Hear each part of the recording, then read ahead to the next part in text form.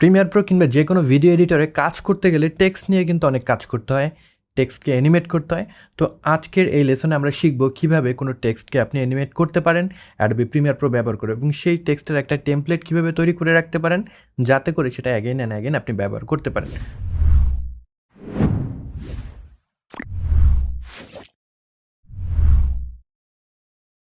তো আমরা যে প্রজেক্টটা তৈরি করেছিলাম এইখানে আমরা গতবার একটা লোগো ব্যবহার করেছিলাম, সেটাকে অ্যানিমেট করেছিলাম। তো এই জায়গায় আমরা এটাকে রিপ্লেস করে একটা টেক্সট বসাবো যেটা থাকবে লোয়ার থার্ড।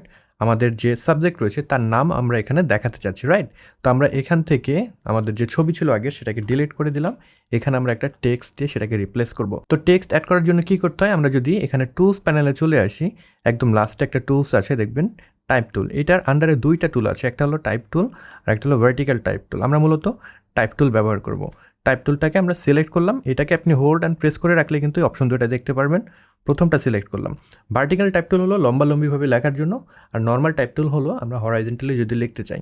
নর্মালি আমরা হরাইজেন্টালি লিখি, এর জন্য এটাকে আমরা ব্যবহার করছি। তো এখন আমরা যদি আমাদের যে প্রোগ্রাম উইন্ডো রয়েছে সেখানে গিয়ে ক্লিক করি তাহলে কিন্তু আমাদের টেক্সটটা অ্যাড হয়ে যাবে। টেক্সটটা অ্যাড হওয়ার সাথে এখানে একটা টেক্সট বক্স চলে আসছে এবং নিচে দেখতে পাচ্ছেন কিন্তু এখানে টাইম লাইনে আমাদের একটা টেক্সটের লেয়ার চলে আসছে বা ট্র্যাক চলে আসছে। তো যেটা লিখতে চান আপনারা এখানে লিখে ফেলতে পারেন। আমি লিখলাম সোহাগ মিয়া, যেটা আমাদের সাবজেক্টের নাম। তো এইটাকে এখন আমরা ডিফারেন্ট ওয়েতে অ্যানিমেট করবো। আমরা যদি এখন শুধু প্লেব্যাক করি এটা স্ট্যাটিকভাবে হঠাৎ চলে আসবে অ্যান্ড দেন অ্যাগেন চলে যাবে। তো সব থেকে ইজি যে ওয়ে অ্যানিমেট করার জন্য সেটা হলো আপনারা যদি এখানে রাইট বাটন ক্লিক করেন, অ্যাপ্লাই ডিফল্ট ট্রানজিশন নামে যে অপশন আছে এটার উপরে ক্লিক করলে যেটা হবে ডিফল্ট যে ট্রানজিশন আছে সেটা অ্যাপ্লাই হয়ে যাবে। এখানে ক্রস ডিজলভ দেওয়া আছে, ক্রস ডিজলভ আপনাকে একটা অপাসিটি অ্যানিমেটেড একটা ভাইব দেবে। আমি যদি প্লে করে দেখবেন এটা গ্রাজুয়ালি কিন্তু চলে আসছে। তো আপনারা সহজে চাইলে সেটা ব্যবহার করতে পারেন। আর একটু অ্যাডভান্স অ্যানিমেশন যদি আপনারা করতে চান সেক্ষেত্রে আপনারা যেটা করতে পারেন টেক্সটে যে কোনো ধরনের ট্রানজিশন ব্যবহার করতে পারেন।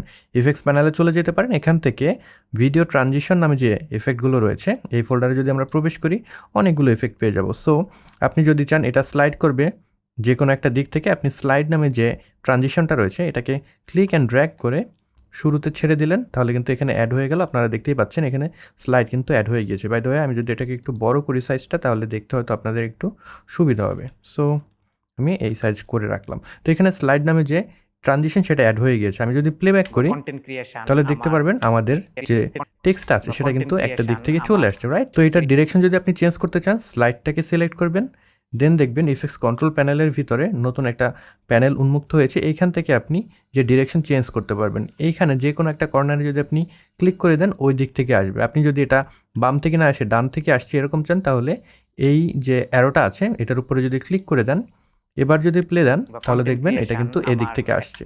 যদি এটার স্পিড বাড়াতে চান তাহলে সিম্পল এখানে স্লাইডের যে ডিউরেশন সেটাকে আপনি ডিক্রিজ করে দেবেন। এখানে ক্লিক করলেই দেখবেন যে আপনি যখন এখানে আপনার যে কার্সার রয়েছে সেটাকে নিয়ে যাবেন তখন কার্সারটা চেঞ্জ হবে।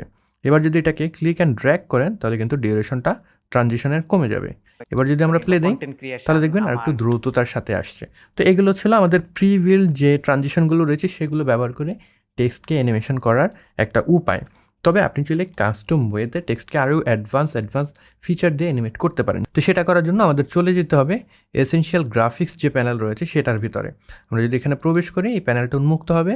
যদি আপনারা খুঁজে না পান উইন্ডোজে যাবেন, এখান থেকে এসেনশিয়াল গ্রাফিক্স নামে যে প্যানেল আছে এটার উপর ক্লিক করলে কিন্তু প্যানেলটা চলে আসবে। তো এখানে আমি সোহাগ মিয়া লিখেছি, এখন চাচ্ছি এটার নিচে একটা ব্যাকগ্রাউন্ড যোগ করতে। ব্যাকগ্রাউন্ডটা কীভাবে আমরা যোগ করব? আমরা যদি এসেনশিয়াল গ্রাফিক্স প্যানেলে সোহাগ মিয়া যে টেক্সট অ্যাড করেছি এইটার পাশেই যদি খেয়াল করে দেখব নিউ লেয়ার নামে একটা অপশন আছে। এখানে ক্লিক করলে রেক্ট্যাঙ্গেল অ্যাড করার অপশন রয়েছে। তো রেক্ট্যাঙ্গেল অ্যাড করে আমরা এখানে ব্যাকগ্রাউন্ড অ্যাড করবো। আমরা যদি ক্লিক করি তাহলে দেখতেই পাচ্ছেন এখানে একটা রেক্ট্যাঙ্গেল চলে আসছে, রাইট? তো আমরা সিলেকশন টুল এখান থেকে সিলেক্ট করলাম। দেন যদি আমরা এটাকে চাই বড় করতে পারি বা ছোট করতে চাইলে ছোট করতে পারি, রাইট? তো আমি এটাকে এখানে নিয়ে আসলাম। তো এখন দেখেন আমার টেক্সটটা ঢেকে যাচ্ছে, আমি সেটা চাচ্ছি না, আমি চাচ্ছি টেক্সটের নিচে এটাকে নিয়ে যেতে। সেক্ষেত্রে এসেনশিয়াল গ্রাফিক্স প্যানেলের ভিতরে শেপ এবং সোহাগ মিয়া দুইটা অপশন রয়েছে। শেপটা হলো আমাদের যে ব্যাকগ্রাউন্ড সেটা, টেক্সট হলো সোহাগ মিয়া। তো আমি চাচ্ছি যেহেতু এটাকে নিচে নিয়ে যেতে, সো আমাদেরকে যে রেক্ট্যাঙ্গেল সেটাকে টেক্সটে যদি নিচে নিয়ে যাই তাহলে কিন্তু দেখতেই পাবেন টেক্সটটা উপরে চলে আসবে। এবার আপনার যে টেক্সট রয়েছে সেটার নিচে ব্যাকগ্রাউন্ডটাকে কোন সাইজে রাখতে চান সেই সাইজ অনুযায়ী আপনি এভাবে এটাকে সেট করে দিতে পারেন। এখন এটাকে যদি অ্যালাইন করতে চান আপনি এটাকে সিলেক্ট করবেন, দেন শিফট প্রেস করে শেপ লেয়ারটাকে সিলেক্ট করলেন। এবার অ্যালাইন থেকে আপনারা যদি সেন্টার অ্যালাইন করে দেন তাহলে কিন্তু পারফেক্ট ওয়েতে এটা অ্যালাইন হয়ে যাবে, রাইট? দেখতেই পাচ্ছেন সুন্দরভাবে অ্যালাইন হয়ে গিয়েছে। তো এখন চলুন টুকটাক একটু অ্যানিমেশন করা যায়।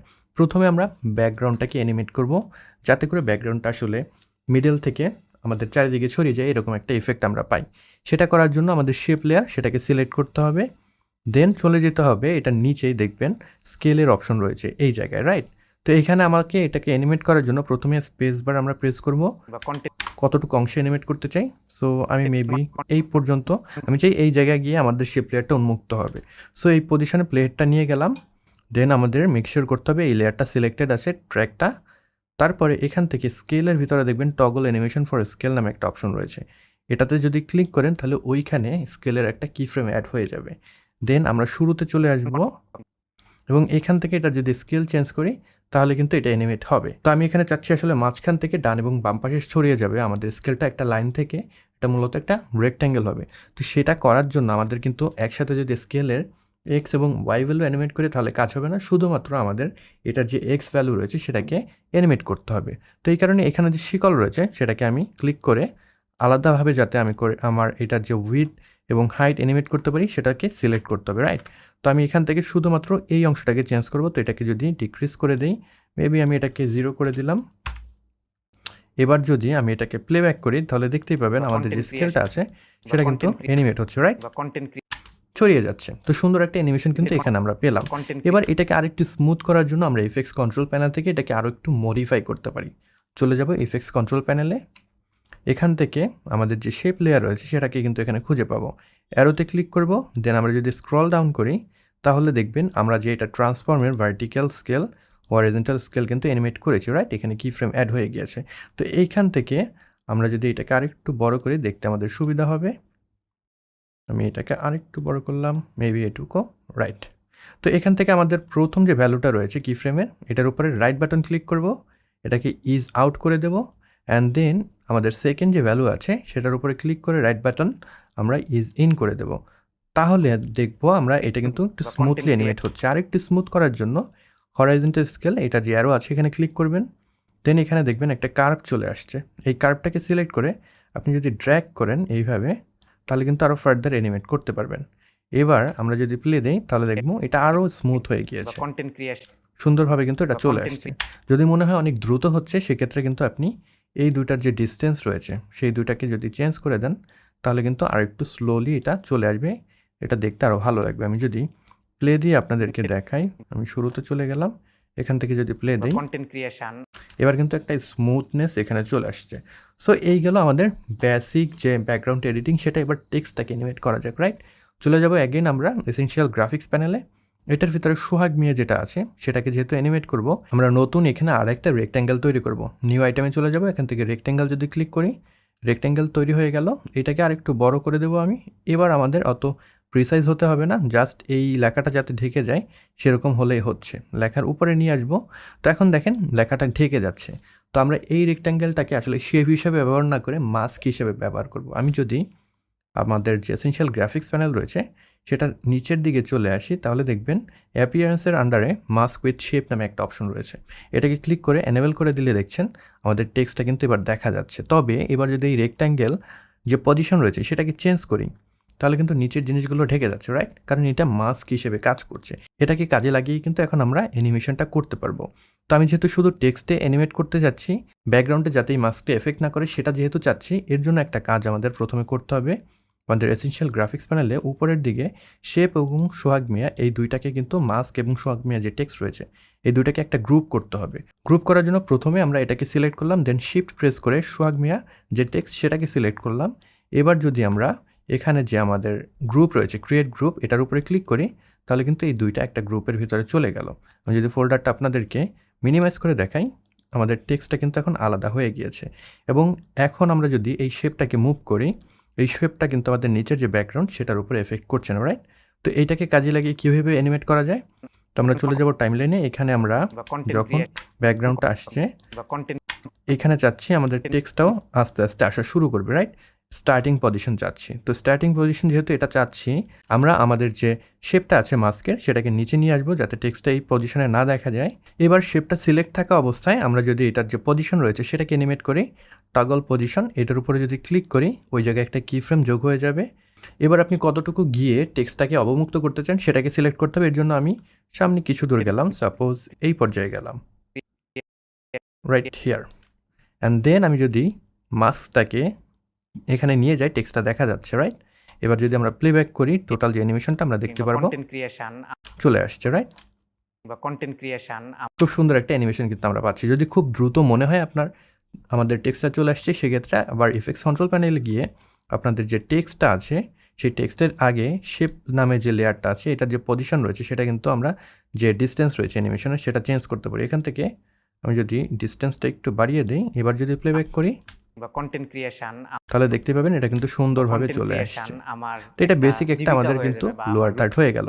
এখন লাস্টে গিয়ে অ্যাগেন আমরা যে কোনো ধরনের ট্রানজিশন ব্যবহার করতে পারি এটা যাতে করে আস্তে আস্তে চলে যায়। তো আমি এখান থেকে ক্রস ডিজলভটা এখানে ড্র্যাগ করে যদি ছেড়ে দিই টাইমলাইনের লাস্টে গিয়ে, তাহলে কিন্তু এখানে অ্যাড হয়ে গেল। এটা ডিউরেশনটা একটু কমিয়ে দেবো যাতে করে ডিউরেশনটা ছোট হয়। এবার যদি প্লেব্যাক করি আমাদের টেক্সটটা চলে আসছে, দেন এখানে গিয়ে আস্তে আস্তে মিশে যাচ্ছে, রাইট? তো এইটা হলো আমাদের বেসিক একটা লোয়ার থার্ড তৈরি করলাম প্রিমিয়ার প্রো ব্যবহার করে। আপনি যদি আরও কিছু টেকনিক ফলো করেন আরও অ্যাডভান্স লোয়ার থার্ড তৈরি করতে পারবেন। এখন এই ধরনের টেক্সট আপনি এখন তৈরি করে বারবার তো এডিটিংয়ের সময় তৈরি করা সম্ভব না, রাইট? তো এটাকে আপনি যদি চান টেমপ্লেট আকারে সেভ করে রাখতে পারেন প্রিমিয়ার প্রোতেই, যাতে করে নেক্সট প্রজেক্টও আপনি ব্যবহার করতে পারেন। তো কিভাবে করবেন? আগে মেক শিওর করতে হবে এইটা এরকম সিঙ্গেল একটা টেক্সট ফাইলের ভিতরে আছে। যদি অনেকগুলো টেক্সট ফাইল থাকে সেগুলোকে একসাথে কিন্তু আপনি টেমপ্লেট আকারে সেভ করতে পারবেন না। আপনাদের এসেনশিয়াল গ্রাফিক্সের ভিতরে এইভাবে সুন্দরভাবে কিন্তু এটা সাজানো গোছানো থাকতে হবে। দেন এটাকে আপনি চাইলে দুইটাকে একসাথে সিলেক্ট করে নতুন আরেকটা ফোল্ডার তৈরি করতে পারেন। এটার একটা নামকরণ দিতে পারেন, সাপোজ মাই টাইটেল, রাইট? এবার এটাকে যদি আমরা টেমপ্লেট আকারে সেভ করতে চাই আমাদের চলে যেতে হবে গ্রাফিক্স অ্যান্ড টাইটেলস নামে যে মেনু রয়েছে সেখানে, এবং এখান থেকে export as motion graphics template এটাকে সিলেক্ট করতে হবে। আমি সিলেক্ট করলাম, দেন এটার একটা নাম আপনার দিয়ে দিতে হবে। আমি নাম দিয়ে দিলাম মাই টাইটেল। অ্যান্ড আপনি কোথায় সেভ করতে চান, মাই লাইব্রেরিতে নাকি লোকাল টেমপ্লেট ফোল্ডারে নাকি লোকাল ড্রাইভে, কোথায় সেভ করতে চান? আমি মাই লাইব্রেরি সিলেক্ট করে দিলাম। অ্যান্ড দেন এটার আপনি কিছু কিওয়ার্ড দিয়ে দিতে পারেন। আমি দিলাম মাই টাইটেল, দেন দিয়ে দিলাম আরেকটা টাইটেল, দেন দিয়ে দিলাম মাই। এগুলো হলো জাস্ট কিওয়ার্ড যাতে করে খুব সহজে আমরা খুঁজে পাই। দেন যদি ওকেতে ক্লিক করি, এটা কিন্তু মোশন গ্রাফিক্স টেমপ্লেট আকারে সেভ হয়ে গিয়েছে। কোথায় আপনি খুঁজে পাবেন? আপনাদের এসেনশিয়াল গ্রাফিক্স যে প্যানেলটা আছে এই প্যানেলের ভিতরে এডিটের পাশেই দেখবেন ব্রাউজ নামে একটা অপশন রয়েছে, রাইট? তো এই ব্রাউজে ক্লিক করলেন তাহলে যত টেমপ্লেট এখানে ইনস্টল করা আছে সবগুলো আপনারা খুঁজে পাবেন। তো এখানে দেখতেই পাচ্ছেন আমাদের প্রথম যে টেমপ্লেটটা সেটাই কিন্তু আমরা যেটা মাত্র তৈরি করেছি ওই টেমপ্লেটটা। এখন আপনি অন্য কোথাও বসাতে চান কিংবা অন্য প্রজেক্টে বসাতে চান, সেক্ষেত্রে যেখানে বসাতে চান ওখানে গিয়ে জাস্ট এটাকে ক্লিক অ্যান্ড ড্র্যাগ করে এভাবে নিয়ে আসলে কিন্তু হচ্ছে আমাদের টেমপ্লেটটা কিন্তু ওই জায়গায় চলে আসবে। এখন আপনি জাস্ট এখানে ডাবল ক্লিক করে যদি অন্য কোনো নাম দিতে চান সেটা কিন্তু দিতে পারবেন। সাপোজ আমি এখানে ডাবল ক্লিক করে জেমস নাম দিলাম, এটা কিন্তু এখন জেমস নাম হিসেবেই থাকবে। যদি প্লে দেই ওইখানে প্রযুক্তির জেমস নাম হিসেবে আছে, আগেরটা কিন্তু আমাদের সোহাগ মিয়া হিসেবেই আছে, ওইটা কিন্তু চেঞ্জ হয়নি। সেটা ইন্ডিপেন্ডেন্টভাবে কিন্তু কাজ করবে। তো এইভাবে আপনারা টাইটেলগুলো তৈরি করে ফেলতে পারবেন। এখন এই ব্রাউজ অপশনে গিয়ে আপনারা যদি টাইটেলগুলোকে খুঁজে না পান, যেটা কাজ করতে পারেন এখান থেকে সিলেক্ট করে দেবেন রিসেন্ট, তাহলে আপনার লাস্ট যেটা ইনস্টল করেছেন বা সেভ করেছেন সেটা কিন্তু শুরুর দিকে থাকবে। অথবা এরপরে যদি আপনি টাইটেলটা খুঁজে না পান সেক্ষেত্রে উপরে দেখবেন একটা সার্চ বার আছে, এখানে আপনার টাইটেলের যে নাম আছে সেটাকে লিখে দেন যদি এন্টার প্রেস করেন তাহলে কিন্তু খুব সহজেই আপনি টাইটেলটাকে খুঁজে পাবেন।